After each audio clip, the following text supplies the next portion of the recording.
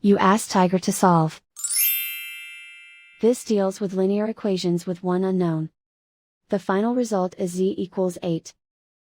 Let's solve it step by step. Simplify the expression.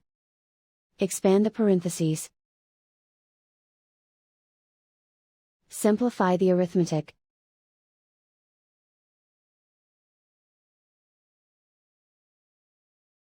Group all constants on the right side of the equation. Add 14 to both sides.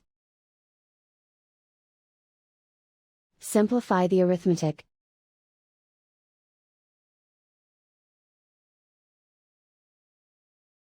Isolate the z. Divide both sides by 3. Simplify the fraction. Find the greatest common factor of the numerator and denominator. Factor out and cancel the greatest common factor.